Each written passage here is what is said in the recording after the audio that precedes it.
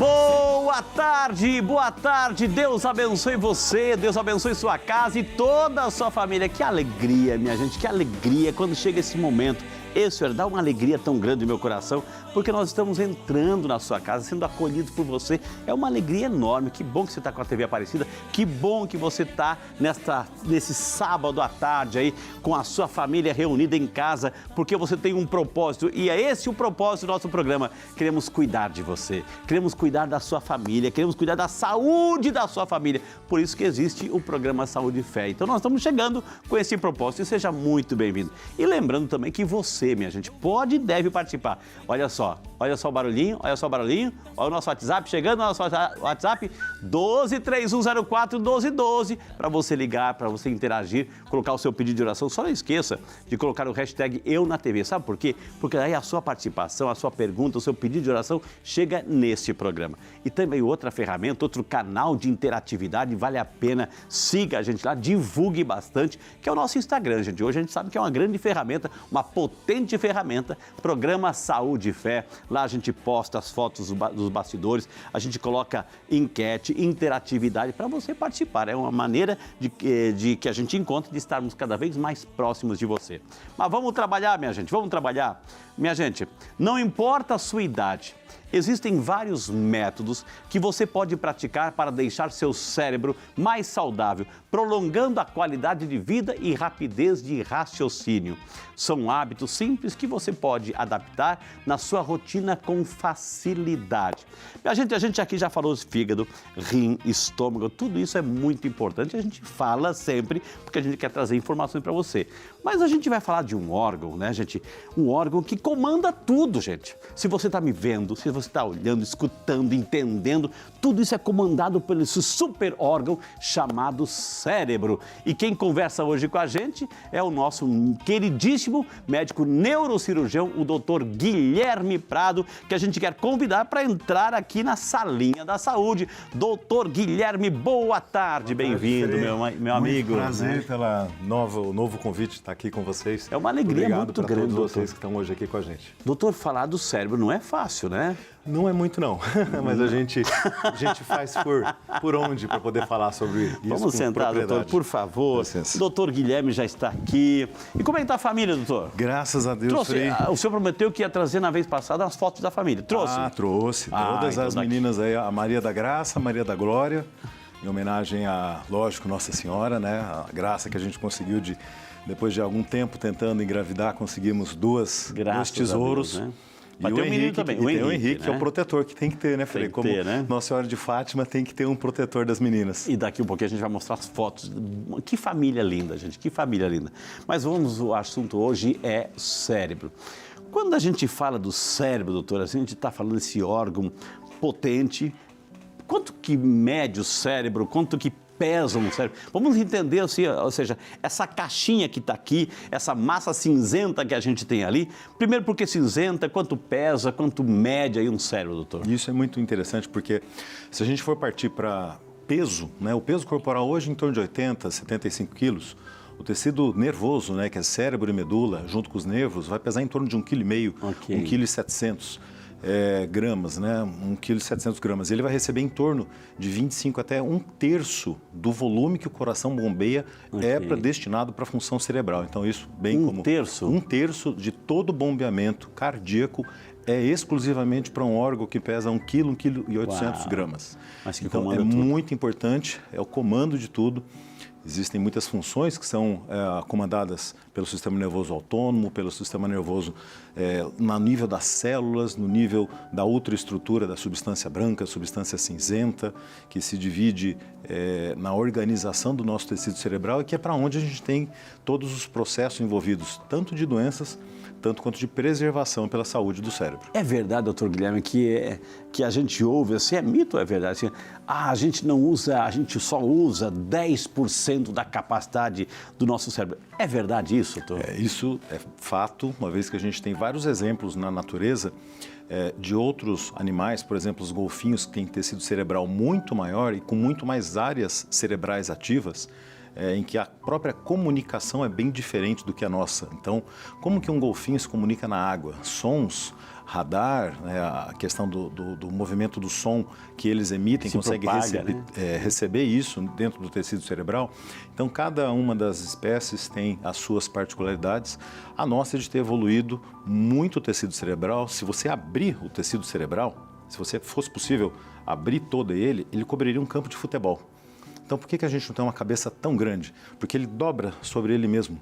Então, essas circunvoluções, essas dobrinhas que a gente vê no tecido cerebral... Como é que é? Se fosse abrir o cérebro, seria um tapete que cobriria... Abre um tapete, um campo de futebol. Uau, doutor, e a gente só usa 10%. Isso é muito pouco, muito menos do que isso. Mas a gente usa pouco porque a gente está estudando menos, lendo menos, aprendendo menos, ou porque é menos? Talvez saibamos de menos compreender o nosso tecido cerebral, então isso talvez seja uma grande importância, porque muitas vezes a gente fala assim, a gente faz uma cirurgia que a gente desconecta em torno de 1/3 do tecido cerebral. Você tira 1/3 do tecido cerebral e como que uma criança consegue evoluir e desenvolver? Então isso sabendo onde você consegue fazer essas desconexões para você permitir com que o cérebro continue crescer é o que é o importante, ou seja, a gente precisa entender como cuidar deste órgão, como cuidar desse tecido cerebral para de uma maneira mais completa possível poder manter este 2% de função. E o que tem ali, doutor? É água, é sangue, é terminações, é arteriazinhas, veiazinhas, gelatina, o que tem ali? Porque massa cinzenta, mas tem parte branca também no cérebro. Na verdade, a massa cinzenta é a parte mais externa do tecido cerebral, que está bem mais superficial. É aquela que quando você abre o tecido cerebral numa cirurgia, você olha para ela. E a substância branca seriam os cabos, os feixes por onde as fibras ópticas do tecido cerebral que vão conectar pernas, músculo, coração, sistema nervoso abdominal, todas as fibras com o tecido cerebral. E passando por 2 centros importantíssimos, que é a medula e o tronco cerebral. Daí vem a importância da gente, obviamente, fazer tudo que a gente pode fazer para preservar essas estruturas, porque, infelizmente, cérebro e medula não se regeneram. Nervo regenera. Agora, o grande ponto é impedir compressões, isquemias ou tumores, efeitos de compressão sobre o tecido cerebral que prejudiquem a função do tecido. Nós temos o nosso crânio, que é a parte óssea, doutor. Assim, o cérebro está bem encostadinho ou ele está mais descoladinho para dar um movimento ali? Como é que é? Conforme a gente desenvolve ao longo da vida, existe até nas tomografias que a gente vê de crianças quando pedem as nossas avaliações, a gente vê o tecido frontal da criança ainda não colado ao osso. Né? Então existe uma capa entre o osso e o cérebro e existe um espaço ali que faz com que o cérebro da criança, na questão de espaço, tenha muita similaridade com o cérebro do idoso, uma vez que com a idade existe uma atrofia cerebral e mais espaço para onde o cérebro possa ser, digamos, sacudido numa situação de um trauma, por exemplo, dentro da cabeça. Então, com a idade adulta, o nosso tecido cerebral se aproxima dessa capa, se aproxima do limite ósseo, vamos dizer assim, por isso que é muito importante a proteção contra acidentes com os capacetes, porque a transmissão de energia, apesar dos pilares cranianos serem feitos para absorver e dissipar essa energia, muito se transmite imediatamente por contiguidade, afetando o tecido cerebral. Já no idoso, o mecanismo não seria de machucar o cérebro e na criança não seria o trauma direto, seria o sacudir dentro da cabeça, uma vez que ele atrofia e tem um espaço entre a capa do cérebro. Agora, doutor, eu tenho que fazer essa pergunta, porque está nesse contexto aí. A gente vê muitos esportes assim, porque o objetivo da luta, né, é derrubar o oponente e é sempre na cabeça.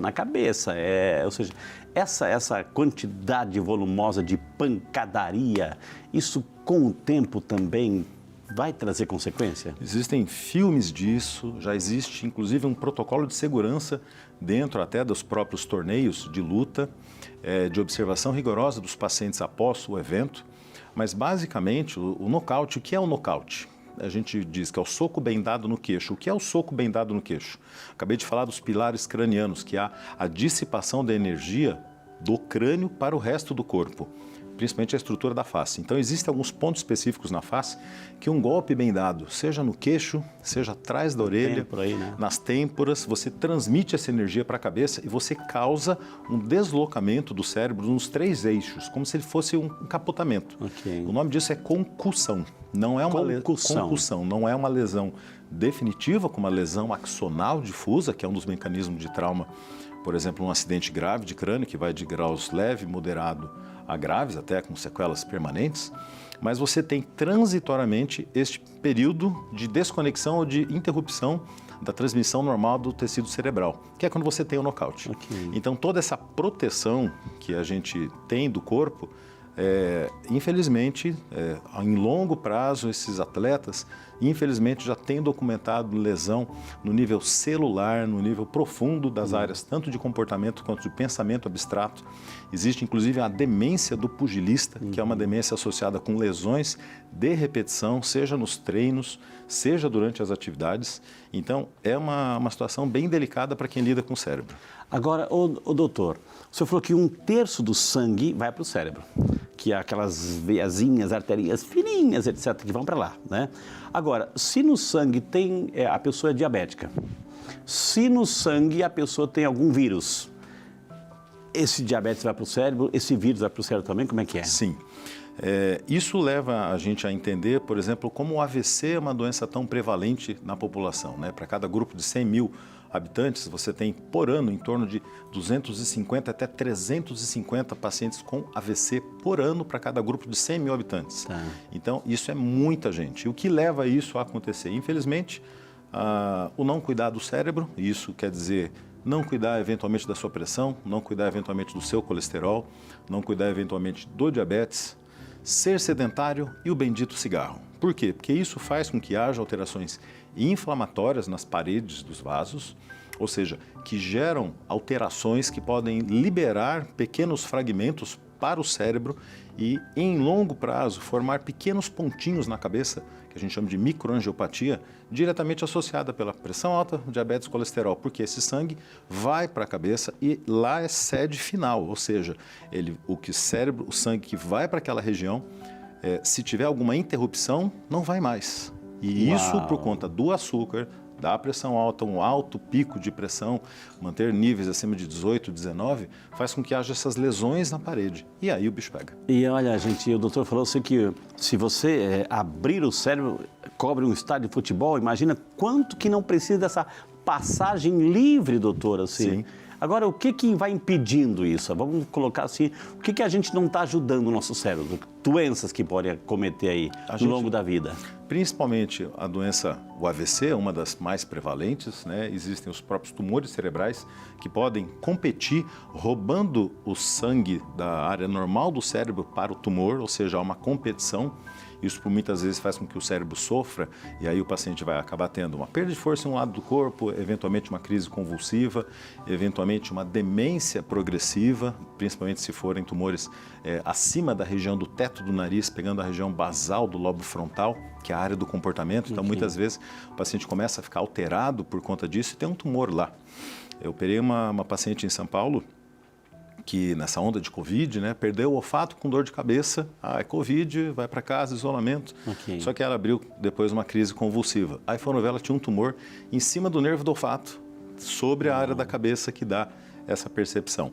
Então, compressões externas, as próprias doenças degenerativas, né? Então a gente fala daí das doenças do tipo Alzheimer, do tipo Parkinson, que fazem com que haja alguma deposição de substâncias em algumas partes específicas da cabeça ou outras áreas, no caso do Parkinson, passem a deixar de produzir algumas substâncias e isso, cumulativamente em longo prazo, geram alterações, né? Então, são vários mecanismos, os traumas, como a gente já comentou. Então, acima de tudo, cuidar da cabeça é o principal. Doutor, hoje eu quero tirar todas as minhas dúvidas com o doutor Guilherme aqui, né? O senhor é neurocirurgião, né? Imagina abrir, primeiro tem que cortar o osso, entrar lá... A pele, o osso, etc., fazer aquela abertura e depois entrar no cérebro em si, naquelas membranas todas. Como é que vocês sabem onde está acontecendo o AVC? Não é muita veiazinha que tem ali, doutor? Como é que vocês fazem isso, doutor? Eu costumo dizer para os meus pacientes que a coisa mais legal do cérebro é que você não engana o médico. Por quê? Porque dentro do sistema nervoso existem especificidades, ou seja, a gente chama de dermátomos, áreas que na cabeça tem o correspondente no corpo. Então, por exemplo, quando alguém fala dói tudo, não existe o dói tudo para o cérebro. Porque se você tiver, por exemplo, uma hérnia de disco, um nervo com uma compressão, falando especificamente só da hérnia, então é um território, é aquele território daquela raiz com problema. Um paciente que chega para você com um lado do corpo paralisado, será que é importante ver se o rosto está torto, se não está torto, o rosto, será que ele está falando? Então, tudo isso a gente aprende em longo prazo, né? São 5 anos de formação de neurocirurgia, depois mais 2 ou 3 de pós-especialização.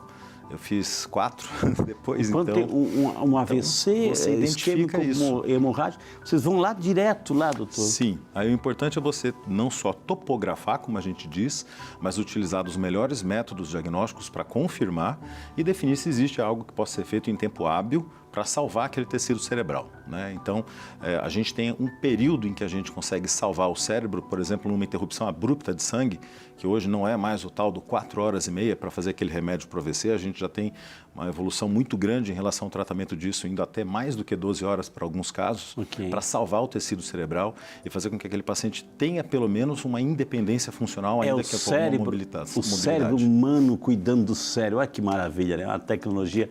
Agora, o doutor, nesse sentido, quando vem uma dor de cabeça, a gente sente uma dor, uma cefaleia, etc. A gente é tão acostumado à automedicação, vai lá com um remédio para dor de cabeça, e a gente sabe que é na região do cérebro, ou seja, isso também pode trazer consequências, eu posso esconder alguma coisa, tomar remédio para dor de cabeça, qualquer dor de cabeça, tomar um remédio anti-inflamatório, isso pode complicar, doutor? Pode, infelizmente. Eu já tive a infelicidade de atender alguns pacientes que usaram muito tempo anti-inflamatório, tiveram alterações renais, tiveram alterações estomacais, úlceras, por conta dos anti-inflamatórios que muitos tomaram. Isso em longo prazo achando que era normal, quando na verdade não é. Um desses pacientes tinha uma disfunção da articulação da mandíbula que conecta no crânio, ele tinha basicamente zumbidos e dor de cabeça e tomava anti-inflamatório, porque havia uma reação inflamatória na região da ATM, que a gente diz, e melhorava. Só que ele tinha uma disfunção ali. Se ele resolvesse essa disfunção, ele nunca mais ia precisar do anti-inflamatório. E ele teve efeitos colaterais por conta disso. Uau. Então, o problema da automedicação é não entender os riscos de algo que possa estar por trás, que vai evoluir numa situação de uma doença ruim, não de uma situação benigna, uma dor de cabeça por conta de uma falta de sono, pessoal que tomou um pouco mais de vinho, o pessoal que trabalhou demais, se expôs muito a barulho. Uma ressaca aí. Uma ressaca. Isso vai passar, principalmente com bastante hidratação e sono.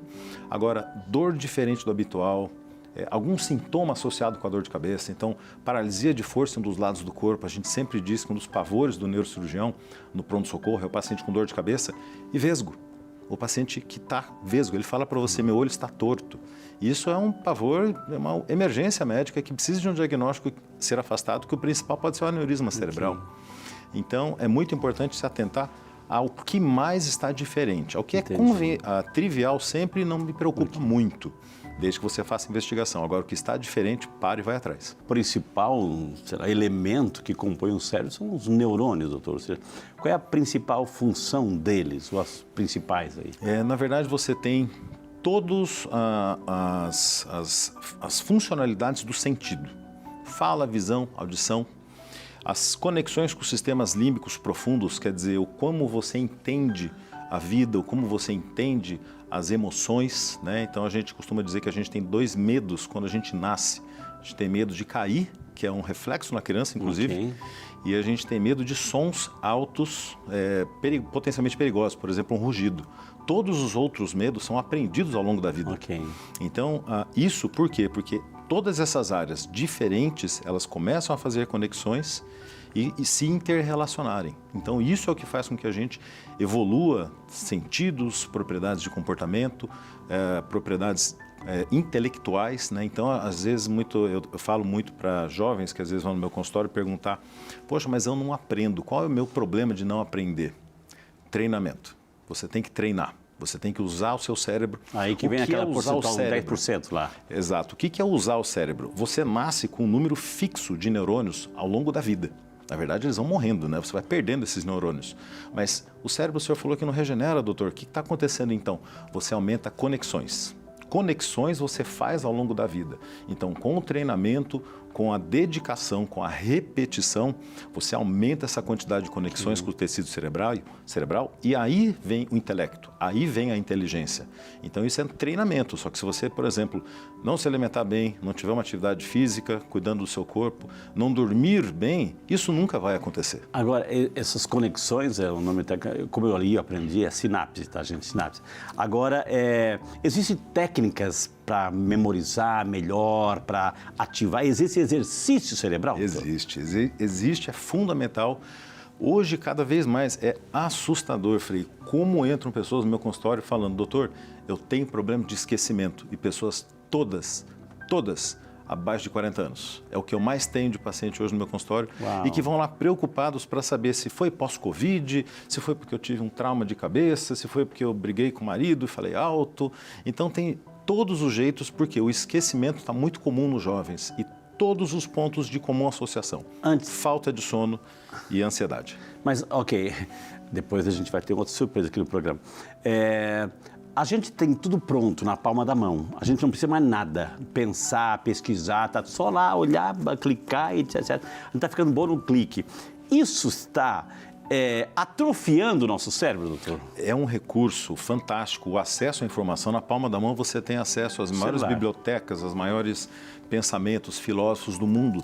Só que uma das coisas que fizeram com que a gente progredisse foi a dificuldade para conseguir a informação e a busca pela informação. Então, o buscar a informação também faz parte do conhecimento. Isso é muito importante que seja dito, porque todo conhecimento tem que ser facilitado para que as pessoas tenham acesso. Agora, a preguiça em usar o cérebro para procurar a informação, basicamente o nome de preguiça a usar o cérebro para obter a informação é a calculadora. Isso faz com que você perca a sua capacidade de fazer uma conta rápida.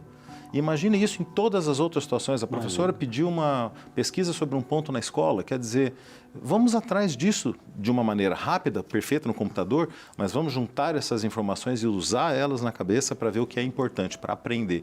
Então, sim, eu acho que a gente não pode negar o recurso tecnológico, mas ele deixa a gente preguiçoso com o tal do joguinho, com o tal do acesso à informação, o ouvir a informação. É muito importante você ler, usar o hábito da leitura. Okay. O ouvir a informação, ela não pode ser a base da sua informação. Tanto que os nossos avós que liam muitos jornais não tinham muitas das dificuldades de memória que nós hoje jovens temos. Além da bagagem de vocabulário, etc. Né? Aí tá lá, estou estudando. Alexa, quanto é que é mais 7 mais 7? Aí não dá, né, doutor? Né? Gente, saúde do cérebro, gente. Queremos cuidar bem da sua atividade cerebral. Vamos chamar o intervalo na sequência. Além do doutor Guilherme, a gente vai ter uma outra surpresa aqui no nosso programa Saúde e Fé. Hoje, minha gente, saúde do cérebro. A gente estava conversando e vamos continuar conversando com o doutor Guilherme, que entende dessa engenharia, a mecânica do cérebro.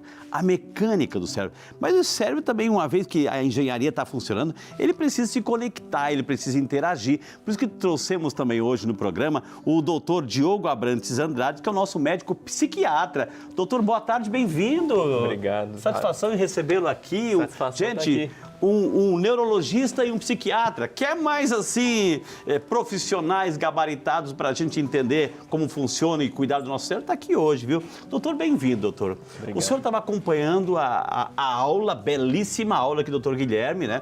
Pontualizou os detalhes, assim. E o que isso diz respeito à psiquiatria? Bom, foi mesmo uma boa aula, né? Do Dr. Guilherme, estava assistindo ali do cantinho. E eu acho que isso conversa muito, né? A gente falou aqui de muita parte estrutural do cérebro, né? A questão física do cérebro. E eu acho que a psiquiatria se propõe a olhar aí para a parte mais subjetiva do cérebro, né? E essa parte subjetiva também se correlaciona com a parte física. Então, aquilo que a gente vive ao longo da nossa vida, as experiências boas, as experiências ruins, também vão ter impacto no nosso cérebro. A gente vai ter inflamação no cérebro, dependendo se a gente tiver com transtorno. A gente pode ter liberação de hormônios de estresse que vão agir ali também. Isso pode atrapalhar. O Dr. Guilherme estava falando sobre a questão da conexão, né, da gente poder treinar o cérebro. Então, a gente tem a neuroplasticidade, né, que é a capacidade do cérebro de ir se remodelando, né? Então, se a gente não está tendo uma vida emocional, uma vida mental saudável, a gente fica com essa neuroplasticidade prejudicada, né? Então, aí vai ter impactos de memória, vai ter impactos inclusive da maneira como a gente lida com as nossas emoções, né? A gente vai ter impacto nas nossas relações, na nossa funcionalidade.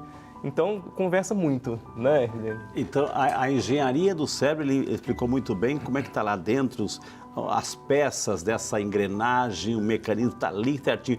Mas isso tudo a gente precisa relacionar com as pessoas, com o mundo, com a natureza. E isso traz impacto, né? Sim. Uma pessoa, ou seja, uma ansiedade prejudica o cérebro. Uma depressão também tem situações que vão trazer consequências para o cérebro, doutor. Com certeza. Essa palavra foi boa, impacto, né? Vocês falaram aqui do impacto físico, né? Um lutador que toma pancadas ali na cabeça, qual que é o impacto físico?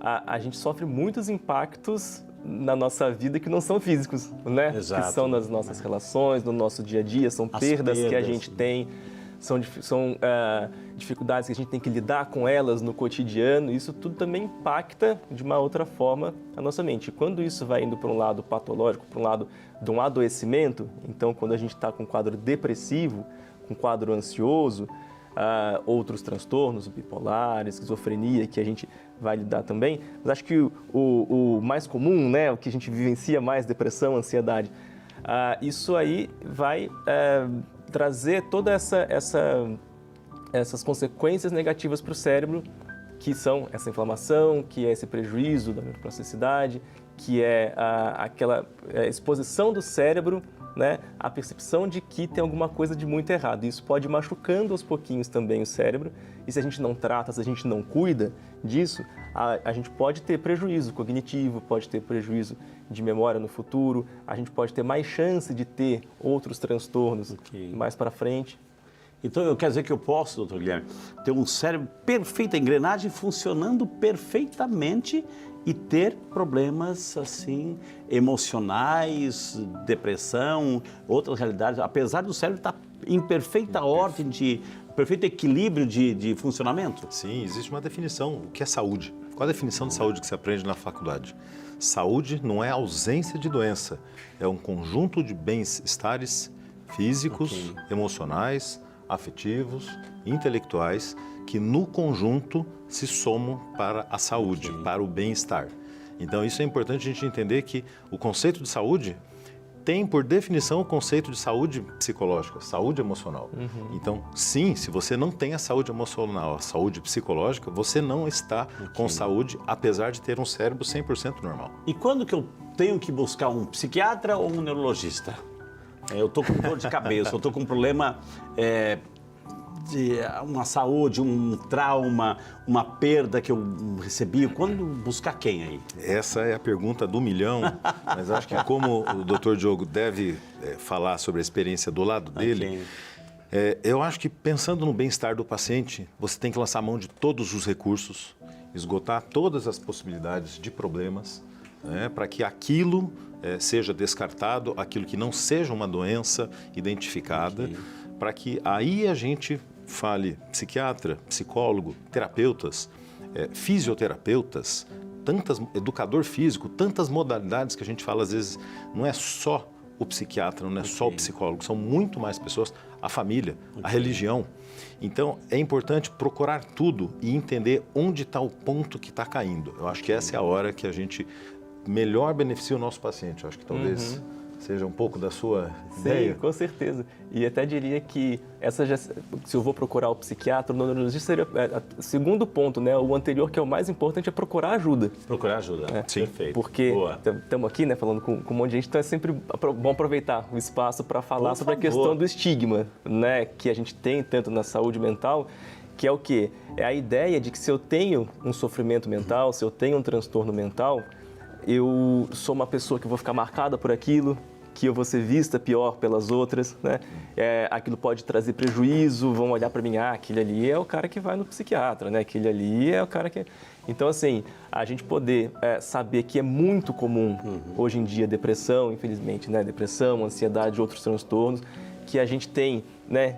Ou a gente já viveu alguma coisa assim, né? Já precisou ter algum cuidado, ou alguém muito próximo da gente já precisou.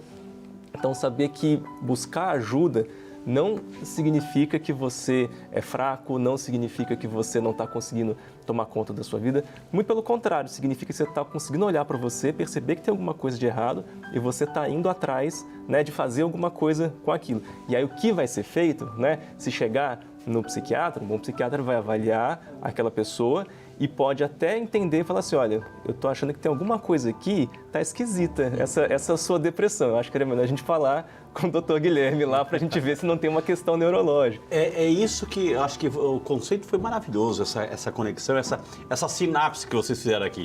Agora, por exemplo, quando chega um paciente que a gente sabe que ele passou por N situações traumáticas, impactantes, negativas, enfim, que estão gerando, a gente começou o programa falando sobre a questão dos mitos, enfim, quando chega a necessidade de um medicamento.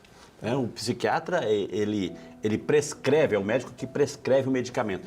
Esse medicamento vai atuar na mente, no cérebro. Por isso que a necessidade também dessa comunicação, ou seja, do neurologista também nesse sentido, opa, eu vou prescrever esse medicamento, mas eu também conheço o mecanismo do cérebro para aí não trazer essa desordem, doutor. Sim, exatamente, porque, é o que você falou, né? A queixa às vezes vem de um sentimento, de um pensamento. Exato. Né? Mas a medicação vai agir no cérebro. No físico. Né? No físico, então essas coisas conversam o tempo inteiro. Né? A gente tem que sempre poder avaliar aquela pessoa e descartar, como o Guilherme falou, se não tem alguma questão física ali que esteja levando aquela depressão, vamos pegar aí como exemplo, né? A pessoa fala, olha, estou sem energia, eu não quero sair da cama, nada mais me dá prazer, né? Eu fico entristecido.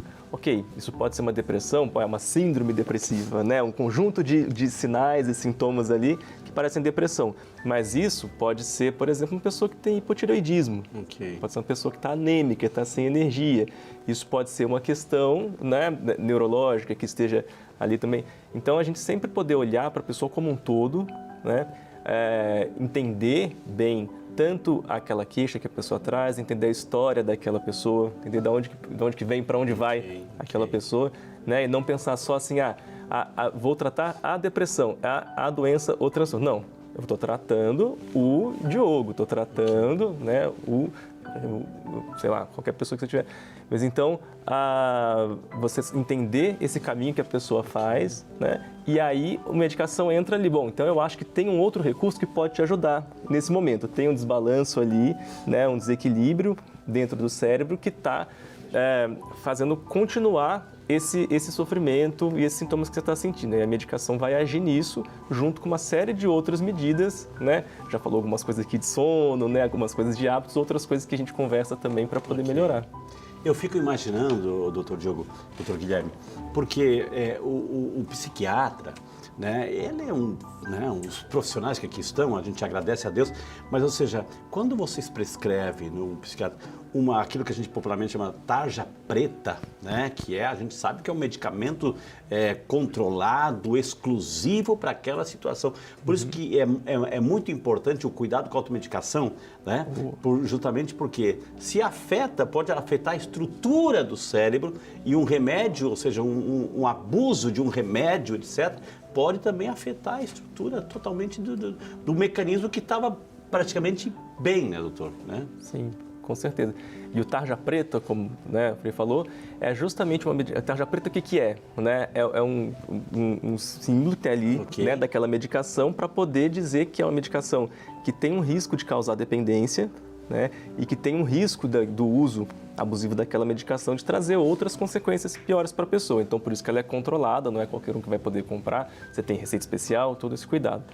E a dependência é isso, é uma alteração funcional que acontece no cérebro, né? A pessoa começa a usar aquela substância e isso vale tanto para o remédio tarja preta quanto para outras drogas. Pode nem ser substância, pode ser dependência de hábitos também, né? Como tem hoje dependência de jogo, de internet.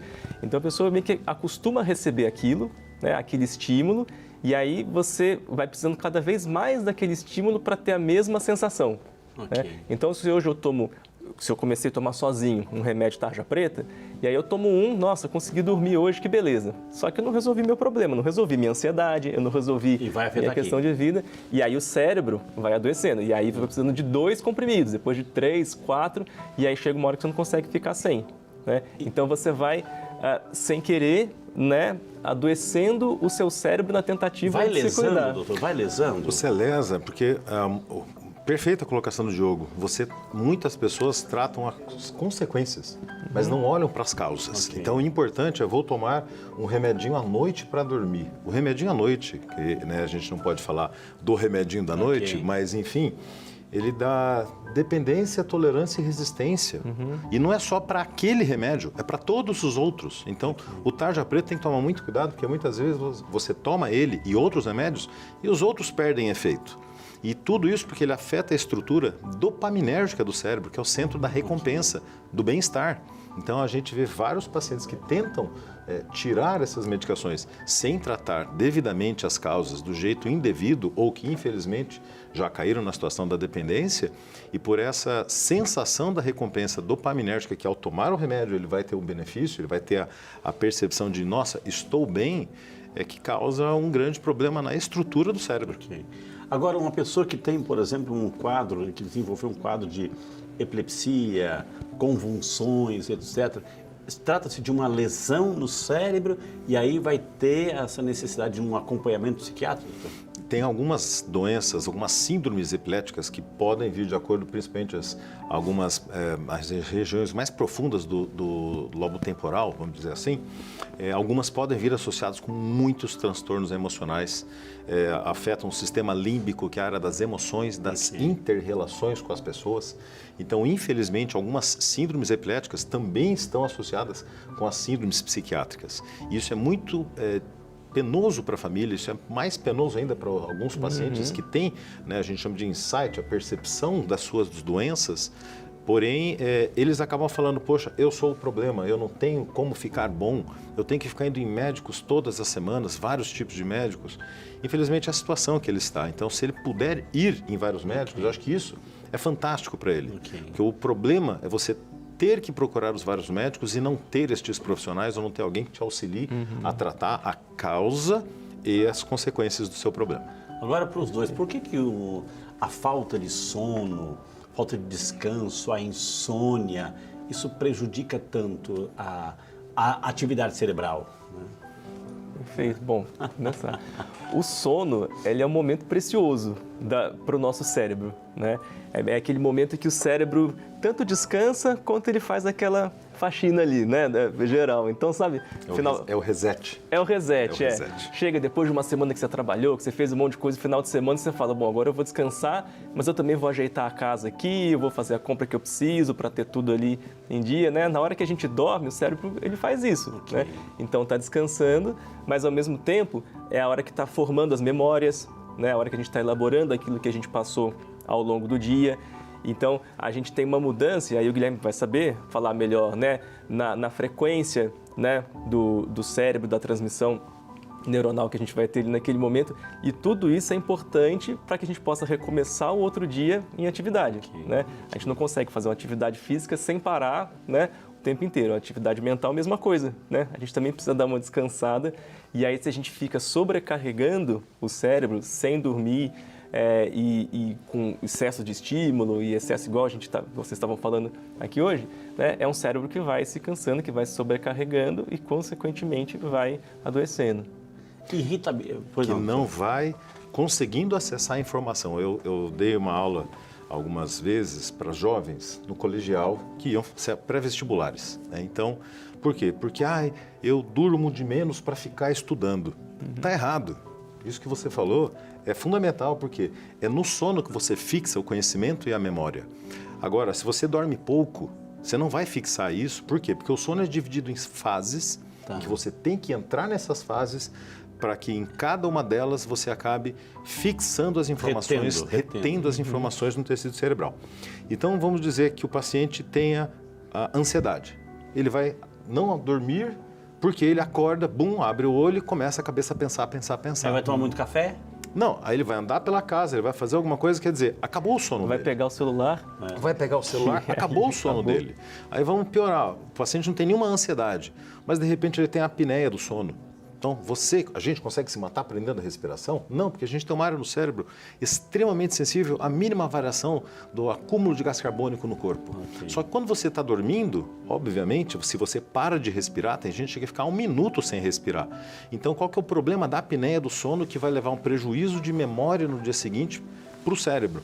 É porque o corpo acorda esse paciente para ele respirar. Ou seja, ele tinha que entrar nas zonas específicas durante o sono, ele não entra.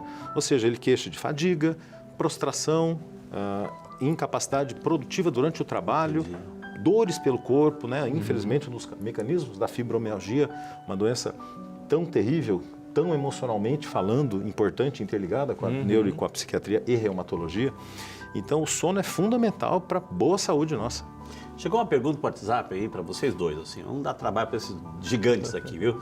O Silvio Newton de Água Clara, Mato Grosso do Sul. Boa tarde, Silvio, Deus te abençoe.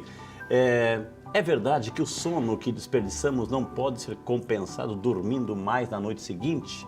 Né? Ou seja, perdeu, como é que é? Né? Doutor? A gente não vai poder comer hoje, né, 20 mil calorias e depois passar uma semana sem comer. Ok. Né? A gente tem um equilíbrio. É um equilíbrio. A gente tem esse nosso ritmo circadiano, que é o ritmo dos dias, né? Ele é justamente pensado, né, pela natureza para que a gente tenha o tempo correto que a gente ficou acordado, que a gente trabalhou, que a gente funcionou e o tempo que a gente vai dormir. Não dá para a gente querer acumular, né, aquele sono, não, vou dormir tudo no final de semana, porque daí você já desgastou seu cérebro ao longo da semana. E aí chega no final de semana, às vezes você não vai nem conseguir compensar. E dormir demais atrapalha também? Dormir demais, uma pessoa que dorme demais, atrapalha o funcionamento do cérebro? A hipersonia você vai fazer com que você não tenha a atividade cerebral ao longo do seu dia a dia. Então, sim, é uma condição, né? Inclusive, em alguns casos, até a narcolepsia faz com que você durma ao longo do dia em vários momentos. É uma situação que te priva, por exemplo, de uma atividade física, te priva de estudar, priva de repente, você ter uma inter-relação social. Ou seja, o excesso também é um problema. Sim. E pensar que o dormir demais pode ser, né, a causa, né, de alguma coisa ou pode ser a consequência. Né? Se você está dormindo demais, é bom você entender por que você está dormindo demais. Né? Pode ser que tenha alguma coisinha ali que esteja errado também. A gente vive num ritmo, doutor, acelerado. A gente não tem tempo para nada. Irritado, a irritação, ou seja, a intolerância, né? Tudo isso é formas que a gente encontra, que a sociedade nos empurra, e tudo isso nos prejudica a saúde mental, né, as nossas relações, a gente fica mais esquecido.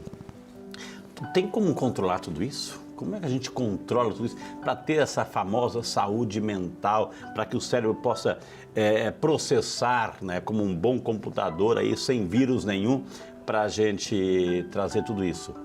Acho que o importante, quando você fala dentro dessa questão, é você entender primeiro o que o teu corpo está falando com você. Né? Acho que você entender as suas dificuldades, as suas privações, e com isso você ter a percepção, ou alguém próximo ter a percepção de que, opa, algo não está legal. Então, isso é muito importante que nós entendamos que horas que a gente não deixou de perceber que a gente está uma pessoa boa ou que a gente está uma pessoa produtiva. E muitas das vezes pelos transtornos emocionais nas suas várias facetas, né? Acho que existe esse gancho, né? Com certeza. E aí, respondendo muito objetivamente a pergunta, né? Assim, dá pra gente controlar tudo isso que acontece com a gente? Não. Não dá para controlar. Né? E é importante a gente saber disso, e quem está ouvindo saber disso também, porque às vezes na tentativa da gente controlar tudo, a gente se frustra, a gente fica ansioso. Né? A ansiedade é o quê? É isso, é aquela tentativa infrutífera, né, da gente tentar controlar tudo, todo o ambiente, porque a gente acha que vai acontecer alguma coisa muito ruim. Então não dá para controlar, né? Não dá para fazer malabarismo com 20 bolinhas. Então a gente tem que saber que a gente tem as nossas limitações, às vezes a gente vai conseguir estar mais dedicado a um aspecto da nossa vida, às vezes a outro, e tudo bem, né? Tudo bem. E às vezes a gente vai sofrer, às vezes a gente vai ficar angustiado, a gente vai se sentir triste. Hoje tem meio que essa ditadura da felicidade, né? De pensar, eu não preciso ter Nada demais, eu só preciso ser feliz. Pô, mas ser feliz o tempo inteiro é difícil pra caramba, a gente sofre, né? Então, só de saber disso, né, eu acho que já é um primeiro passo. E aí vou, né, com o Guilherme falando, bom, mas aí, sabendo que a gente não controla tudo, a gente pode minimamente se perceber. A gente pode olhar pra gente, a gente pode olhar para como é que estão as coisas e saber o que está fazendo bem pra gente e o que não está. E então, isso vai ter um aspecto que vai ser individual. O que faz bem para mim, Diogo, né? Eu sei que eu gosto de estar com meus filhos, eu gosto de música, eu gosto de ler, né? Isso faz bem para mim. Para outra pessoa pode ser outras coisas, né? Mas tem algumas coisas que são gerais que aí sim vai fazer bem para todo mundo. Não tem jeito. Então, dormir bem vai fazer bem para todo mundo. Exato. Né? A gente fazer atividade física vai fazer bem para todo mundo. Cada um vai escolher o que gosta mais, né? Mas ter um movimento do corpo vai fazer bem para todo mundo. A gente se hidratar, né? Tava falando ali, né, dos mitos ali da banana. Então, a gente se hidratar, a gente ter uma alimentação saudável, a gente cultivar relações saudáveis, né? Tava lendo esses dias daquele estudo de Harvard que acompanha desde 1930. O que é o fator que está mais relacionado à felicidade no final da vida? São as boas relações que a gente cultivou com as outras pessoas. Exatamente, né? Então, a gente consegue controlar? Não, mas a gente consegue fazer muita coisa. Exato. Não, que maravilha, gente. Gente, hoje é um papo cabeça, Ter o privilégio num programa, num sábado à tarde, um neurologista e um psiquiatra, só você mesmo que merece tudo isso, né, minha gente? Vamos fazer o seguinte, ó, vamos chamar um intervalo rapidinho, na sequência eu vou falar assim, algumas coisinhas que a gente coloca pra dentro do cérebro, tipo droga, álcool, o que acontece do ponto de vista cerebral e os nossos relacionamentos. Já de volta para você com o nosso Saúde e Fé. Hoje, saúde do nosso cérebro, esse motor de 1,5 kg, gente, mas que comanda tudo. Hoje, recebendo aqui um neurologista, doutor Guilherme, e um psiquiatra, médico psiquiatra, doutor Diogo, que carinhosamente estão aqui dando uma aula de como a gente pode cuidar bem do nosso cérebro. Eu terminei o bloco passado falando de algumas substâncias, enfim, nocivas, assim, de repente algumas pessoas fazem uso, né? É claro que todo medicamento não deixa de ser uma droga, por isso a gente fala assim, vou lá na drogaria, né? Enfim, mas assim, não são medicamentos bons para controlar. Mas quando aqui outros medicamentos, doutores, assim, que pessoas fazem uso, que consequências vão trazer do ponto de vista da engenharia e do ponto de vista do comportamento aí, doutor? Do ponto de vista... Eu estou falando droga, sim, né? Existem as drogas lícitas, né, que você tem acesso. Então, talvez sejam... tenham o mesmo poder e periculosidade das outras que são as ilícitas. Por quê? Porque você, num bar, numa padaria, num supermercado, você tem acesso, e isso vale sobre as bebidas alcoólicas e sobre o cigarro, que também é um grande problema de saúde pública. Então, quando a gente fala dessas duas situações, a gente está falando de drogas que fazem com que altere, sim, a percepção do tecido cerebral, que haja uma necessidade de recompensa, né? E muitas vezes o objetivo é desinibição. Vai lesando. O objetivo é desinibição. Por que você toma uma cerveja? Porque eu vou ficar numa festa mais tranquilinho. Só que muitas vezes isso vem associado a um consumo em longo prazo, a uma reação de dependência, assim como o abuso do cigarro, levando o paciente a cânceres. Então, o grande problema não é só o uso imediato da droga no cérebro, é no corpo também. É no corpo também. Isso que é um grande problema. E vai alterando totalmente o comportamento. Sim. Totalmente. Bom, você falou do cérebro, do corpo, aí eu vou seguir os passinhos. No cérebro, no corpo, nas relações que a gente falou, na nossa funcionalidade, né? Porque, como o Guilherme colocou aqui, a gente vai mexendo com o sistema de recompensa. Então, a gente tem prazer com muitas coisas que a gente faz. A gente está aqui conversando, é prazeroso. Claro. A gente poder estar aqui conversando. Quando você come uma comida gostosa, quando você faz um passeio, quando você trabalha aqui, chega no final do dia e fala, nossa, fiz um bom trabalho, né? Isso tudo dá prazer, mas isso também dá trabalho. Né? A gente tem um esforço envolvido. Tem muitas substâncias, que são essas drogas de abuso que a gente fala, que vão trazer para a gente uma sensação de prazer, uma sensação de recompensa, só que com um uso muito rápido. Então você usa aquilo e aí vai ter uma ativação da dopamina no nosso cérebro, que é a dopamina de você comer uma comida gostosa e a dopamina de você tomar uma droga. Só que a quantidade de dopamina que vai vir com a droga é muito maior, muito mais rápido. E aí você sente aquilo e aí você fala, nossa, queria isso daqui de novo. E aí você começa a entrar naquele ritmo, começa a aumentar a quantidade do consumo, a frequência do consumo, e aí chega uma hora que as outras coisas da vida já não mexe tanto assim com o seu sistema de recompensa, com o seu sistema de prazer. Só que é aquilo. Você entende? Aí você só quer aquilo. E a gente fala que aquilo vai restringindo o repertório de vida, né? Em vez de eu sair para poder ir com meus amigos conversar, de eu querer assistir uma coisa, outras fontes de prazer, não, porque nenhuma vai dar tão rápido que nem aquilo. Então esse é um perigo muito grande, porque chega uma hora que já não está dando prazer mais, né? Você só está compensando o desprazer que é não ter aquilo, né? Então, isso é muito ruim e pode, né, acabar, né, ou parar por um tempo, né, a vida de alguém até ela poder retomar. Eu quero ler uma pergunta do WhatsApp, mas depois eu quero perguntar sobre os tratamentos, assim, os diagnósticos, os exames necessários para a gente ter uma saúde cerebral. Vamos lá, pergunta do WhatsApp, então. A Lívia Fernandes, de Niterói, Rio de Janeiro. Boa tarde, Lívia. Bem-vinda também aqui ao nosso programa. Sinto que estou me estressando com facilidade, ficando muito nervosa por pouca coisa. Queria saber se o estresse acumulado pode fazer mal ao cérebro. Doutor Diogo aí. Pode fazer mal ao cérebro, né? Porque o estresse acumulado, esse que a gente fica nervoso por pouca coisa, na hora que você fica nervoso, que você tem essa reação, que é o seu cérebro, né, te dando um sinal de que tem alguma coisa errada, né? Que tem uma ameaça, que tem alguma coisa ali que você precisa resolver.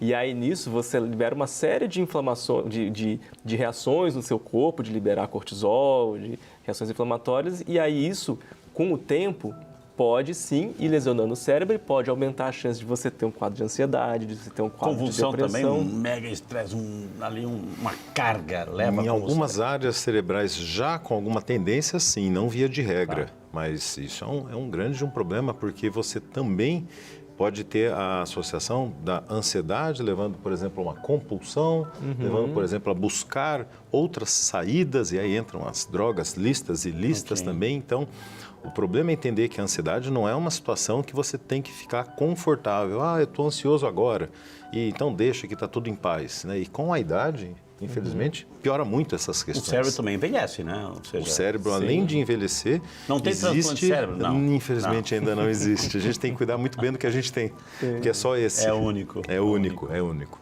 Como é que... doutor, eu quero fazer um exame para ver se o meu cérebro está bom, veio pandemia, veio Covid, ver se afetou memória, esquecimento. Como é que o que eu faço para ver se o meu cérebro está bom?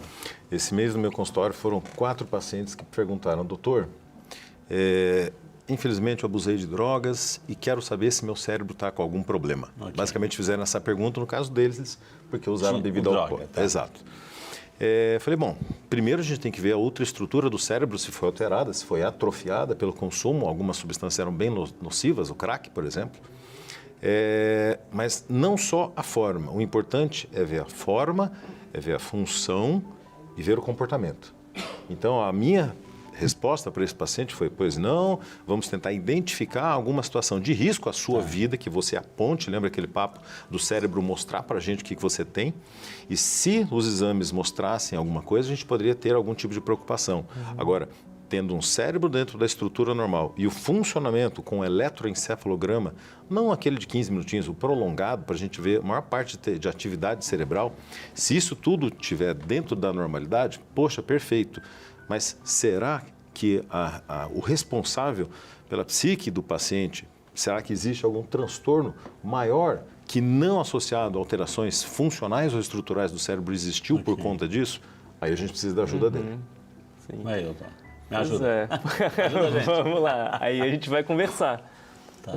Aí a gente vai entender do que aquela pessoa está pensando, como é que estão os pensamentos, como é que estão os sentimentos, como é que está a funcionalidade dela, vai entender a história dela, como é que ela tem caminhado, está de acordo com aquilo que ela se propõe mesmo ou não, né? Tem prejuízo, porque realmente não vai ter nenhum exame que eu faça, nenhum exame de imagem, nenhum exame de sangue que vai conseguir me mostrar, ó, saiu nesse exame, eu fiz uma tomografia e deu que eu tenho depressão. Isso não vai sair. Às vezes a gente vai pedir exames para quê? Para quando, como eu falei, ter um quadro diferente, chama atenção, porque é um grupo que tem maior risco, um paciente idoso ou que tem alguma outra questão. Aí a gente vai investigar para ver se pode ter alguma questão neurológica associada, ou a gente vai fazer uma investigação clínica mesmo, né, para ver se não tem nenhuma outra doença que esteja causando aquilo.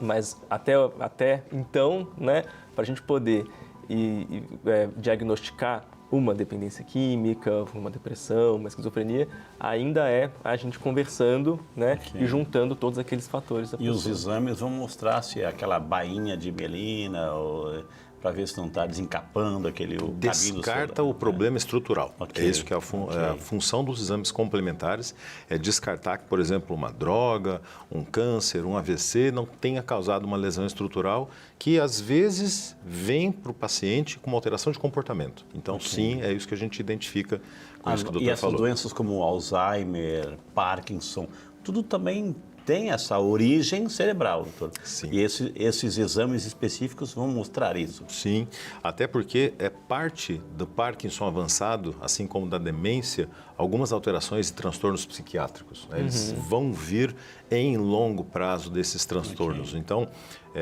o transtorno emocional é muito comum, o transtorno de agitação, o transtorno emocional no paciente parkinsoniano, o transtorno de agitação e agressividade no paciente com a demência, né, que é uma das etapas mais avançadas do processo demencial, quando você já tem um paciente com muitas lesões e não tratado por grande prazo. Uma das queixas de muitos pacientes no consultório é: doutor, eu trouxe a minha avó aqui porque ela está agitada. Então, você ter que chegar numa menina que tinha uma demência e não foi tratada, poxa, isso é um grande problema, porque ela quer lá só que você dê um remédio para ela, mas, de novo, não é só a consequência. Cadê a causa? Que maravilha. A gente está terminando, infelizmente, a televisão também é tempo, ou seja, um psiquiatra e um neurologista, assim, aquela mensagem para quem está em casa nos acompanhando, aplaudindo em pé aqui, assim, para a gente ter essa saúde cerebral. Seja grato. Tenha esperança sempre dos seus problemas se resolverem com grandes ajudas, com várias pessoas tentando fazer o melhor por você. Acredite em Deus, mas faça a sua parte. Cuide da saúde, cuide da alimentação, cuide do sono, cuide do coração. Médico, psiquiatra? Legal. Uma mensagem, eu diria, seja cuidadoso, seja paciente consigo mesmo e com os outros. Né? Então, olhe para você, né, como alguém que merece ficar bem, merece ficar feliz, e olhe para outra pessoa que às vezes está ali, que fala: nossa, essa pessoa me dá trabalho, essa pessoa difícil, é uma pessoa que também está querendo ser feliz, também está querendo viver, então acolha também. Que bonito isso, viu?